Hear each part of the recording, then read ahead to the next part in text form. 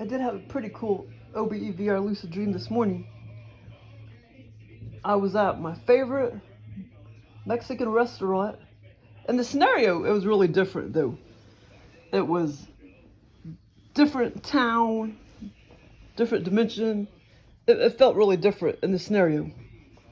But I was at my favorite restaurant, Mexican Villa, and I was sitting there eating a big meal, like a bunch of cheese, enchilada sauce, and beef. But I wasn't eating any chips or anything because I knew I was allergic to corn and stuff, so I wasn't eating any chips. But I was actually eating, and it was good.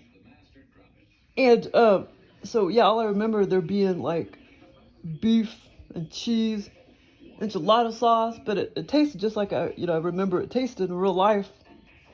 And then um, for whatever reason, I walked around the restaurant for a while. There was a lot of people in there too, and me. It was like me. It was my whole family. Me, my mom, my dad, my sister. Yeah, it was like all five of us. But for whatever reason, I brought my Azus tablet in there. It's a pretty big tablet, and I brought my new iPhone as well. And so, but anyway, I remember walking back and forth, like several times. I think what I was doing, I was looking for seating or whatever, and there's a lot of people standing around in the front part of the restaurant, and then we kind of went into the back part of the restaurant where there was a bunch of tables. And so at some point, we finally sat down, and I started eating and everything. And then it was like, I think it was my sister. She came up and acted like, we needed to hurry and go or whatever. Oh, and before that point, the waitress, he was a Mel.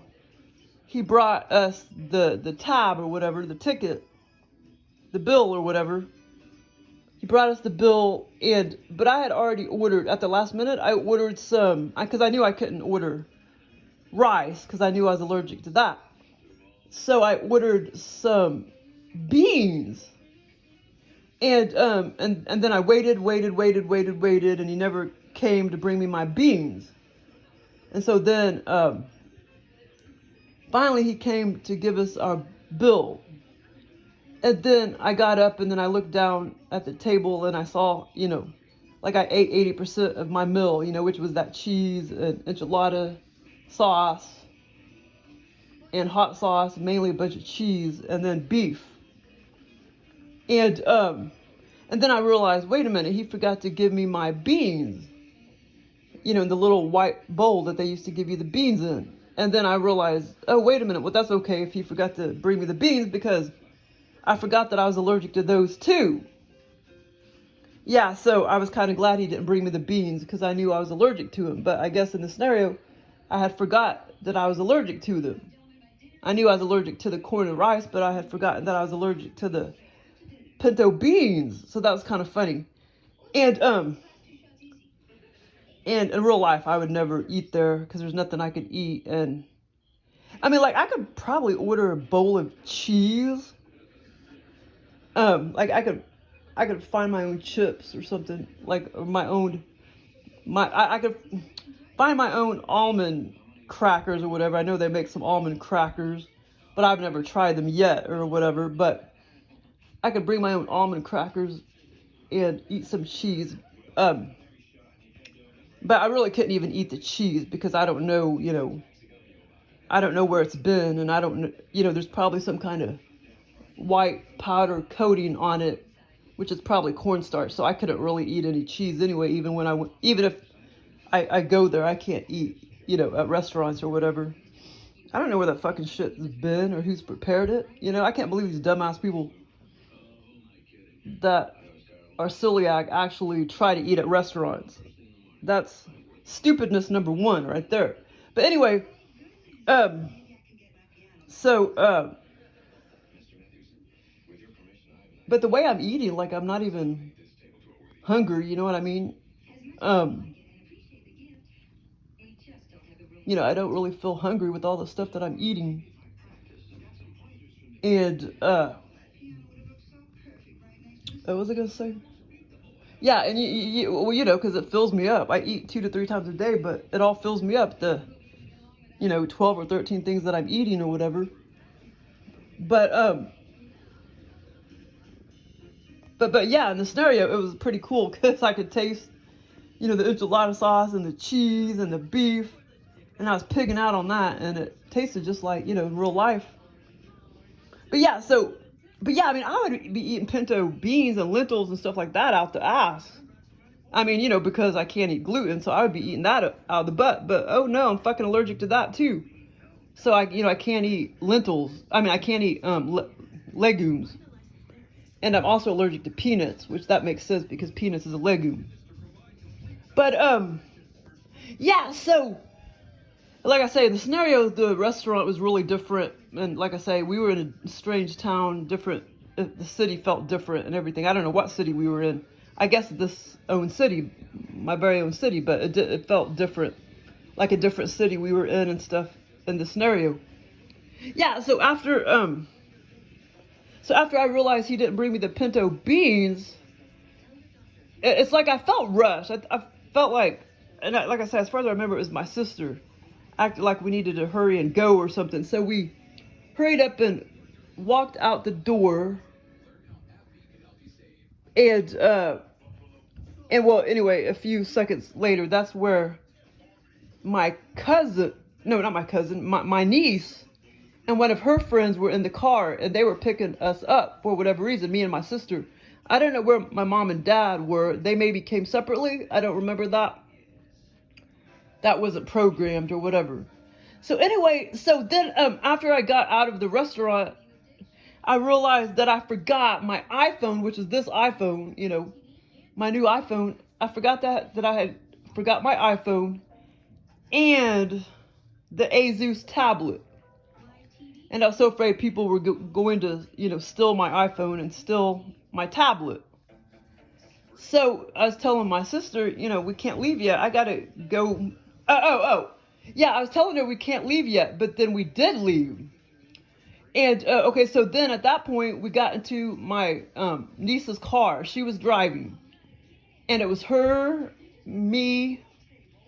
She was in the driver's side, and I was in the passenger side. And then there was like her friend, which was a female, in the back seat, and my sister in the back seat. And we started to drive off and everything, and then we started to drive for quite a long time, and then I realized we were still close to the restaurant. So I was trying to tell my niece, you know, we need to turn around so I can go get my, you know, back to the restaurant. So we go back to the restaurant and get my iPhone and my Azus tablet. And this is the part that got kind of funny. When she was about to drive, she, like for whatever reason, you know, her friend was behind her. And I don't remember there actually being like a seat between them. You know what I mean? And so she turned around, you know, like she was about to drive off. You know, my niece was about to drive off, but she turned around, you know, with her back facing the windshield. And then her friend was facing her, you know, just kind of sitting down facing her. And I was like, wow, you're going to drive like that? And I think Joel got that idea. Well, he got that idea putting this in the scenario because, you know, when I was doing my research on electric cars. But anyway, so then there was a screen, a live GPS type of screen, you know, on the panel, on the dashboard. And so she just kind of programmed it to where, like, that she could just easily drive backwards like that. And I was just like, okay, this is weird, you know? In the scenario, I thought it was very weird that she was going to drive backwards. But she like reached around and she programmed the GPS, and we started to like drive off, you know, forward and everything. And that was so funny. But that's not the first time Joel has done things backwards like that, put things backwards, or where I was driving backwards in a car or whatever. That's not the first time he's done that, but that was pretty cool. And then we proceeded to drive kind of for a long time, but we were still kind of close to the restaurant. So I was like, hey, you know, hey, Lindsay, you know, we're still close to the restaurant. Let's go back and get my phone and my Azus tablet. So finally, we did go back to the restaurant, and I walked back in there. For whatever reason, we had sat in another table, kind of over there. It almost kind of seemed like the bar in that area. We had sat at another table before we moved down to that bigger table where I was ordering the pinto beans and stuff. So up there was like a woman and a man that was already sitting at that same table. And she's like, here you go. And she gave me my iPhone. And I was just like, great, you know, thanks. Cause I figured somebody, you know, like would have stolen it.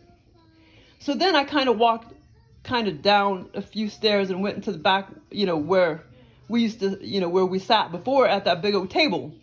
And by then there was a whole bunch of other people sitting at the table. And then it's like the Azus tablet, you know, when I was sitting there, it was sitting on top of the table.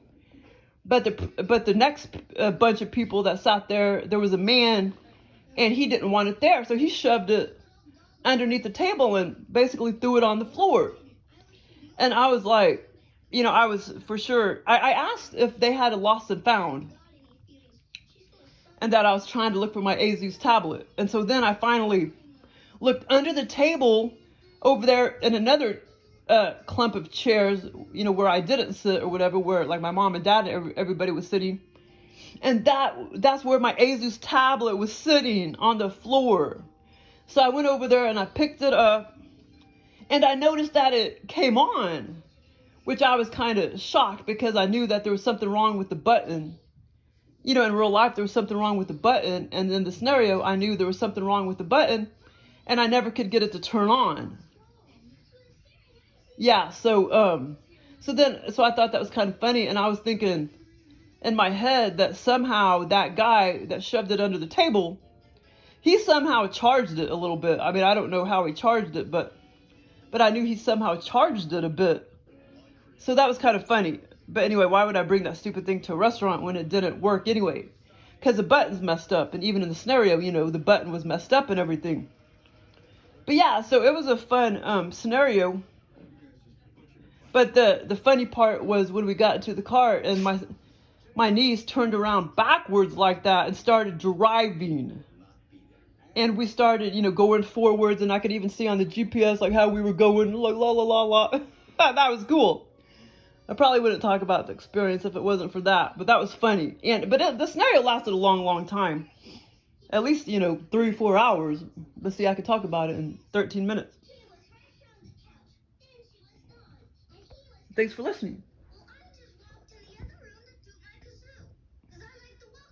Okay, Hannah, say bye.